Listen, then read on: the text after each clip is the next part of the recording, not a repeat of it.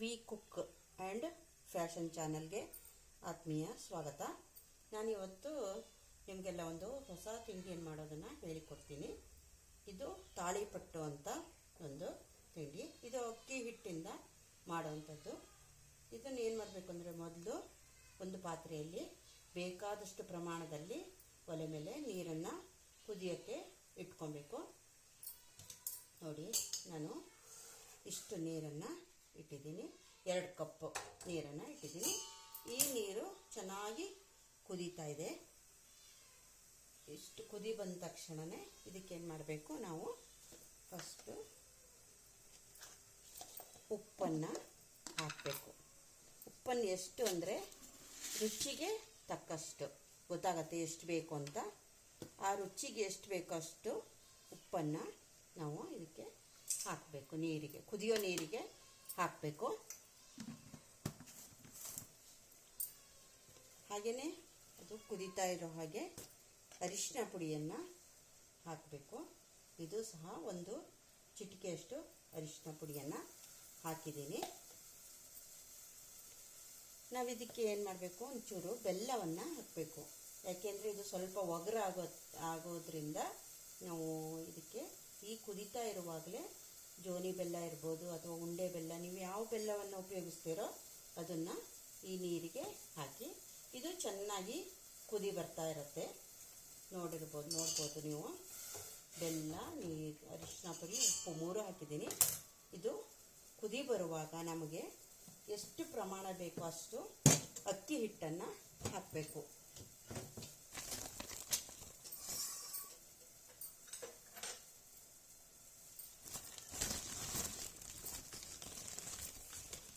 ನೋಡಿ, ನಾನು ಇಷ್ಟನ್ನು ಒಂದ್ಸರಿ ಹಾಕ್ತಾ ಇದ್ದೀನಿ.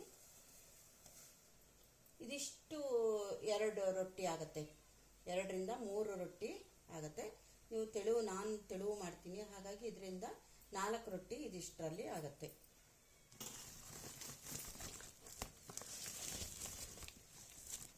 ನೀವು ಎಷ್ಟೆಷ್ಟು ಬೇಕು ಅದಿಷ್ಟನ್ನು ಇದಕ್ಕೆ ಹಾಕ್ಬೋದು.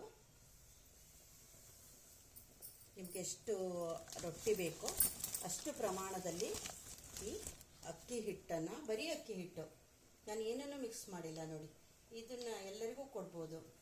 ಏನಾದರೂ ತಿನ್ನಬಾರ್ದು, ಮೈದಾ ತಿನ್ನಬಾರ್ದು, ಗೋಧಿ ಹಿಟ್ಟು ತಿನ್ನಬಾರ್ದು, ಅದು ಇದು ತಿನ್ನಬಾರ್ದು ಅಂತ ಇರುತ್ತೆ. ಕೆಲವರು ತಿನ್ನೋದಿಲ್ಲ. ಇದು ಎಲ್ಲರಿಗೂ ಕೊಡ್ಬೋದು, ಏನೂ ತೊಂದರೆ ಇಲ್ಲ. ಇದಾದ ನಂತರ ಇಷ್ಟಾದ ಕೂಡಲೇ ಹಾಕಿದ್ದೀನಿ ಇದಕ್ಕೆ. ನೋಡ್ಬೋದು ನೀವು.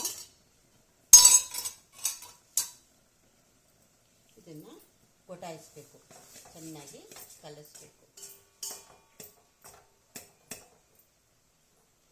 ನೋಡಿ, ಇದು ಈ ಥರ ಆಗುತ್ತೆ. ಇದನ್ನು ಚೆನ್ನಾಗಿ ಕಲಿಸ್ಕೊಳ್ಳೋದು. ಉರಿ ಹಾಗೇ ಇದೆ ನೋಡಿ.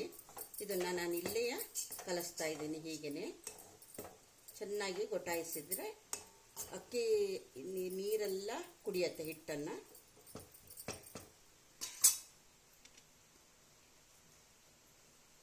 ಹಿಟ್ಟು ನೀರೆಲ್ಲ ಕುಡಿದು ಚೆನ್ನಾಗಾಗತ್ತೆ. ಈಗ ನಾವು ಇದನ್ನು ಉರಿಯನ್ನು ಆಫ್ ಮಾಡ್ಕೊಳ್ಳೋಣ. ಉರಿ ಬೇಡ. ಈಗ ಇದನ್ನು ಚೆನ್ನಾಗಿ ಕಲಿಸ್ಬೇಕು.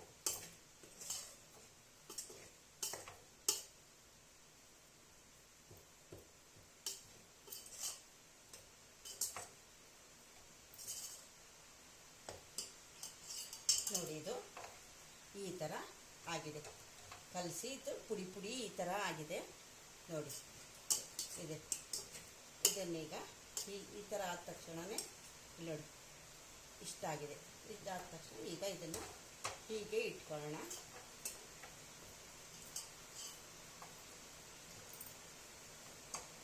ಉರಿಯನ್ನು ಆಫ್ ಮಾಡಿದ್ದೀನಿ ನೋಡಿ. ಇದನ್ನು ಹೀಗೆ ಒಲೆ ಮೇಲೆ ಇಟ್ಟಿದ್ದೀನಿ. ಇದು ಈ ಥರ ನೀರೆಲ್ಲ ಕುಡಿದು ಈ ಥರ ತರಿ ತರಿ ಆಗಿದೆ.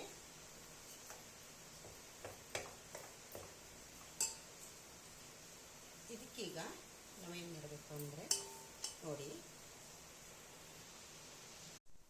ನೋಡಿದ್ರಲ್ಲ, ಈ ಮಿಕ್ಸ್ ಮಾಡಿ ಇಟ್ಕೊಂಡಿದ್ದೀವಲ್ಲ, ಇದಕ್ಕೆ ಸ್ವಲ್ಪ ಅಕ್ಕಿ ಹಿಟ್ಟು ಮತ್ತೆ ಸ್ವಲ್ಪ ಅಕ್ಕಿ ಹಿಟ್ಟನ್ನು ಹಾಕೋಣ. ಈ ಥರ ಮೇಲಿಂದ ಹಾಕಿ ಇದಕ್ಕೆ ಇಲ್ಲಿ ನೋಡಿ ನೀರುಳ್ಳಿ, ಹಸಿಮೆಣಸು, ಕರಿಬೇವಿನ ಸೊಪ್ಪು, ಕೊತ್ತಂಬರಿ ಸೊಪ್ಪು, ಶುಂಠಿ ಎಲ್ಲವನ್ನು ಹೆಚ್ಚಿ ಈ ಥರ ಇಟ್ಕೊಂಡಿದ್ದೀನಿ. ಸಣ್ಣಗೆ ಹೆಚ್ಚಬೇಕು, ಯಾಕೆಂದರೆ ರೊಟ್ಟಿ ತಟ್ಟೋದ್ರಿಂದ ಸಣ್ಣಗೆ ಮಾಡೋದ್ರಿಂದ ಅದು ದೊಡ್ಡ ದೊಡ್ಡ ಇದ್ದರೆ ದಪ್ಪ ಬಂದುಬಿಡುತ್ತೆ, ಸರಿಯಾಗೋದಿಲ್ಲ. ಹಾಗೆ ಸಣ್ಣದಾಗಿ ಹೆಚ್ಚಿಕೊಂಡು ಈ ಥರ ಇದಕ್ಕೆ ಹಾಕ್ಕೊಂಬೇಡ. ಈ ಥರ ಹಿಟ್ಟಿಗೆ ಹಾಕ್ಕೊಂಬಿಡೋದು. ಅಕ್ಕಿ ಹಿಟ್ಟನ್ನು ಮಾಡಿಟ್ಟಿದ್ದೀವಲ್ಲ ಮೊದಲು, ಅದಕ್ಕೆ ಮೇಲಿಂದ ಹಸಿಮೆಣಸು ಇದನ್ನೆಲ್ಲ ಏನು ಹೆಚ್ಚಿಟ್ಕೊಂಡಿದ್ದೀವೋ ಅದನ್ನು ಹಾಕಿ ಈಗ ಇದಕ್ಕೆ ತಣ್ಣೀರನ್ನು ಹಾಕಿ ಮೇಲಿಂದ ಕಲಿಸ್ಕೊಳ್ಳೋದು. ಚೆನ್ನಾಗಿ ಕಲಿಸ್ಕೊಬೇಕು. ಇದೇ ಥರ ಸೊಪ್ಪನ್ನು ಸಹ ನೀವು ಕೊತ್ತಂಬರಿ ಸೊಪ್ಪು ಹಾಕ್ತೀವಿ ನಾವು, ಅದ್ರ ಜೊತೆಗೆ ಬೇರೆ ಯಾವ ಸೊಪ್ಪು ಬೇಕಾದ್ರೂ ಹಾಕ್ಬೋದು. ಈ ಥರ ಮಿಕ್ಸ್ ಮಾಡಿಕೊಂಡ್ರೆ ಇದಕ್ಕೆ ಬರೀ ನುಗ್ಗೆ ಸೊಪ್ಪಿನ ರೊಟ್ಟಿ ಇರ್ಬೋದು ಅಥವಾ ಸಬ್ಬಸಿಗೆ ಸೊಪ್ಪಿನ ರೊಟ್ಟಿ ಇರ್ಬೋದು. ಇದನ್ನು ನಿಮಗೆ ಯಾವ ಥರ ರೊಟ್ಟಿ ಬೇಕಾದರೂ ಇದಕ್ಕೆ ಮಾಡ್ಬೋದು. ಈ ಸೊಪ್ಪನ್ನು ಸಹ ಬೇರೆ ಸೊಪ್ಪನ್ನು ಇದಕ್ಕೆ ಸೇರಿಸ್ಕೊಬೋದು.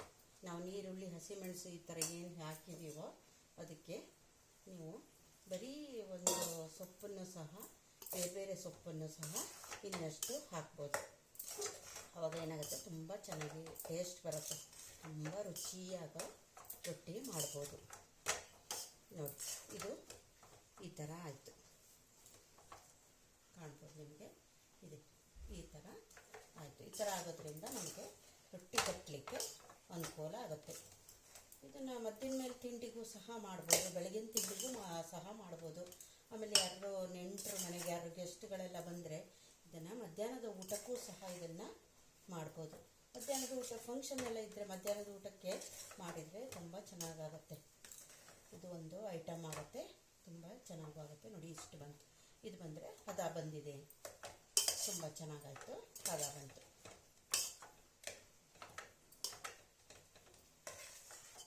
ನೋಡಿ, ಇದನ್ನು ಯಾವ ಆಕಾರದಲ್ಲಿ ಬೇಕಾದರೂ ಉಂಡೆ ಮಾಡಲಿಕ್ಕೆ ತುಂಬ ಚೆನ್ನಾಗಾಗುತ್ತೆ. ನೋಡಿ ಎಷ್ಟು ಚೆನ್ನಾಗಿ ಹದ ಬಂತು. ನೋಡಿ, ಇದನ್ನೀಗ ಎತ್ತಿ ಬದಿಗೆ ಇಟ್ಕೊಂಬೇಡ, ಕೆಳಗಡೆ ಇಟ್ಕೊಳ್ಳೋಣ. ನೋಡಿ, ಇಲ್ಲಿ ಕಾವಲಿನ ಇಟ್ಟಿದ್ದೀನಿ ನಾನು. ಇದು ಬಿಸಿ ಆಗ್ತಾಯಿದೆ, ಕಾಯ್ತಾಯಿದೆ, ಕಾದಿದೆ. ಇದಕ್ಕೆ ರೊಟ್ಟಿಯನ್ನು ತಟ್ಟಿ ಇಟ್ಕೊಂಡಿದ್ದೀನಿ. ಇದು ಈ ಥರ ಬರುತ್ತೆ, ಈ ಥರ ಮಾಡಿಟ್ಕೊಳ್ಳೋದು. ಇಲ್ಲಿ ಒಂದನ್ನು ನಾವು ಇದಕ್ಕೇನು ಮಾಡಬೇಕು ಅಂದರೆ ಈ ಥರ ಇಲ್ಲಿ ಹೋಲನ್ನು ಮಾಡಿಡಬೇಕು. ಯಾಕೆಂದರೆ ಇದು ನೀರುಳ್ಳಿ ಎಲ್ಲ ಹಾಕಿರೋದ್ರಿಂದ ಅದು ಬೇಯಬೇಕು ಚೆನ್ನಾಗಿ. ಅದಕ್ಕೊಂಚೂರು ಎಣ್ಣೆ ಹಾಕಬೇಕು. ಅದಕ್ಕೋಸ್ಕರ ನಾವು ಇದಕ್ಕೆ ಹೋಲನ್ನು ಮಾಡಬೇಕು. ಮಾಡಿ ನಾನು ಹೇಳಿದ ಹಾಗೆ ನೋಡಿ, ನಾನು ಇದನ್ನೇ ನಂದಿನಿ ಹಾಲನ್ನು ಪೇಪರನ್ನು ಇಟ್ಕೊಂಡಿದ್ದೀನಿ. ಇದನ್ನು ಈ ಥರ ಕೈಯಲ್ಲಿ ತೆಗೆದು ನೋಡಿ ಎಷ್ಟು ಚೆನ್ನಾಗಿ ಬಂದಿದೆ. ಇದನ್ನು ಹೀಗೆ ಹಾಕಿಬಿಟ್ರೆ ಸರಿ. ಪ್ರತಿ ಸರಿನೂ ಅದಕ್ಕೇನು ಮಾಡಬೇಕು, ನಾವು ಆ ಥರ ಹೋಲನ್ನು ಮಾಡಿಟ್ಟಿದ್ದೀವಲ್ಲ ಅಲ್ಲಿ ಅದಕ್ಕೆ ಈ ಥರ ಒಂಚೂರು ಕೊಬ್ಬರಿ ಎಣ್ಣೆ ಇಟ್ಕೊಂಡಿದ್ದೀನಿ ನಾನು, ಟೇಸ್ಟ್ ಬರುತ್ತೆ ಅಂತ.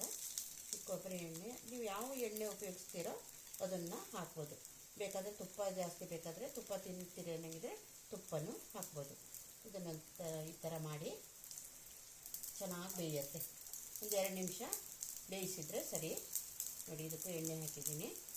ಈ ನೀರುಳ್ಳಿ, ಸೊಪ್ಪು ಎಲ್ಲ ಏನಿದೆಯಾ ಅದು ಸಹ ಎಣ್ಣೆಯಲ್ಲಿ ಚೆನ್ನಾಗಿ ಬೇಯುತ್ತೆ. ಎಣ್ಣೆ ಬೇಕಂದರೆ ಇದಕ್ಕೆ ತುಂಬಾ ಹಾಕ್ಬಿಡಬೇಡಿ, ಚೆನ್ನಾಗಾಗಲ್ಲ, ಅದು ಎಣ್ಣೆ ಜಿಡ್ಡಾಗಿ ಹೋಗುತ್ತೆ. ಸ್ವಲ್ಪನೇ ಈ ಬೇಯಲಿಕ್ಕೆ ಎಷ್ಟು ಬೇಕೋ ಇದರಲ್ಲಿ ಈ ಚಮಚದಲ್ಲಿ 1 ಸ್ಪೂನ್ ತೊಗೊಂಡ್ರೆ ನಾವು ಇದನ್ನು ಇಷ್ಟು ಬೇಯಲಿಕ್ಕೆ ಹಾಕಲಿಕ್ಕೆ ಅನುಕೂಲ ಆಗುತ್ತೆ. ಈ ಥರ ಹಾಕಿಬಿಟ್ರೆ ಬೇಯುತ್ತೆ. ಇದು ಈ ಕಲ್ಲರಿಗೆ ಬಂದ ತಕ್ಷಣವೇ ಇದನ್ನು ನಾವೇನು ಮಾಡಬೇಕು, ಇದನ್ನು ತಿರುಗಿಸಿ ಹಾಕಬೇಕು. ಈ ಒಂದು ಮೈ ಬೆಂದಿರುತ್ತೆ, ನಾವು ಅದಕ್ಕೆ ಇನ್ನೊಂದು ಮೈ ಈ ಥರ ಹಾಕಿಬಿಟ್ರೆ ಸರಿ. ಇದೇನಿಲ್ಲ, ಒಂದು 5-10 ನಿಮಿಷದಲ್ಲಿ ಆಗಿ ಹೋಗುತ್ತೆ. ರುಚಿಯಾದ ಈ ತಾಳಿಪಟ್ಟು ಏನಿದೆಯಾ ಅದು ರೆಡಿಯಾಗೋಯ್ತು. ನೋಡಿ, ನೀವು ಜಾಸ್ತಿ ಎಣ್ಣೆ ತಿನ್ನೋರಾದರೆ ಆಯಿಲನ್ನು ಬೇಕಾದರೆ ಈ ಸೈಡು ಇನ್ನೊಂದು ಸರಿ ಹಾಕ್ಬೋದು. ಈ ಥರ ಹಚ್ಚಿಬಿಟ್ರೆ ಚೆನ್ನಾಗತ್ತೆ. ಈ ಹೋಲ್ ಏನಿದೆ ಮಾಡಿದ್ದೀವಲ್ಲ, ತೂತು ಮಾಡಿದ್ದೀವಲ್ಲ, ಅದಕ್ಕೆ ಈ ಥರ ಎಣ್ಣೆ ಹಾಕಿದರೆ ಈ ಸೈಡ್ ಇದ್ದಿದ್ದೆಲ್ಲ ಭಾಗನೂ ಚೆನ್ನಾಗಿ ಬೇಯುತ್ತೆ, ರುಚಿ ಆಗುತ್ತೆ. ಮತ್ತು ನೋಡಲಿಕ್ಕೂ ಸಹ ತುಂಬ ಚೆನ್ನಾಗಿ ಕಾಣುತ್ತೆ.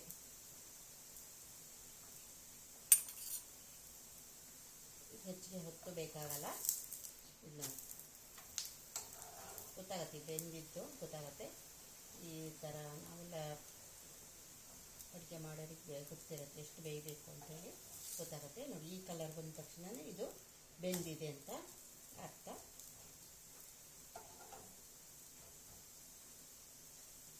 ಇದು ಹೆಚ್ಚಿಗೆ ಹೊತ್ತು ಬೇಕಾಗಲ್ಲ, 5 ನಿಮಿಷದಲ್ಲಾಗಲೇ ಒಂದು 10-20 ರೊಟ್ಟಿ ರೆಡಿಯಾಗಿ ಹೋಗುತ್ತೆ.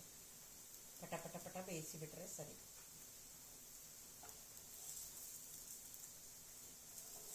ನೋಡಿ, ಇದನ್ನು ಈ ಥರ ತೆಗೆದು ತಟ್ಟೆಗೆ ಹಾಕಿಟ್ರೆ ಇದಕ್ಕೆ ಕಾಯಿ ಚಟ್ನಿ ಮಾಡಿದರೆ ತಿನ್ನೋಕ್ಕೆ ತುಂಬ ಚೆನ್ನಾಗಿರುತ್ತೆ. ನೋಡಿದ್ರಲ್ಲ ಆತ್ಮೀಯರೇ, ನೋಡಿ ಎಷ್ಟು ಚೆನ್ನಾಗಾಯಿತು, ತುಂಬ ಚೆನ್ನಾಗೈತೆ. ಇದಕ್ಕೆ ಕಾಯಿ ಚಟ್ನಿ ಹಾಕ್ಕೊಂಡು ತಿಂದರೆ ಇದು ಬೆಳಗಿನ ತಿಂಡಿಗೆ ಮತ್ತು ಮದ್ದಿನ ಮೇಲೆ ಅಥವಾ ಏನಾದ್ರು ಫಂಕ್ಷನ್ಗಳಲ್ಲಿ ಎಲ್ಲದಕ್ಕೂ ಸಹ ಇದು ಮಾಡಿದರೆ ತುಂಬ ಚೆನ್ನಾಗಿರುತ್ತೆ. ಇದಕ್ಕೆ ಕಾಯಿ ಚಟ್ನಿ ಮಾಡಿ ಹಾಕ್ಕೊಂಡು ತಿಂದರೆ ಸರಿ. ತುಪ್ಪ ಬೆಲ್ಲ ಬೇಕಾದರೆ ತುಪ್ಪ ಬೆಲ್ಲ ಹಾಕ್ಕೊಂಡು ತಿನ್ಬೋದು. ರುಚಿಯಾದ ತಾಳಿಪಟ್ಟು ರೆಡಿ ಆಯಿತು. ನೀವು ಸಹ ಮಾಡಿ ನೋಡಿ, ಇದನ್ನು ಹೇಗಿದೆ ಅಂತ ಹೇಳಿ. ನನಗೂ ತುಂಬ ತುಂಬ ಥ್ಯಾಂಕ್ಸ್. ಹಾಗೆಯೇ ನನ್ನ ಯೂಟ್ಯೂಬ್ ಚಾನಲ್ಗೆ ಸಬ್ಸ್ಕ್ರೈಬರ್ ಆಗಿ, ಲೈಕ್ ಮಾಡಿ. ಮತ್ತಷ್ಟು ಇನ್ನಷ್ಟು ತಿಂಡಿಗಳನ್ನು ಪ್ರತಿದಿನ ಈ ಥರ ಮಾಡೋದನ್ನು ನಾನು ಹೇಳಿಕೊಡ್ತೀನಿ. ನೋಡ್ಬೋದು, ಕಲಿಬೋದು, ಮಾಡ್ಬೋದು. Thank you.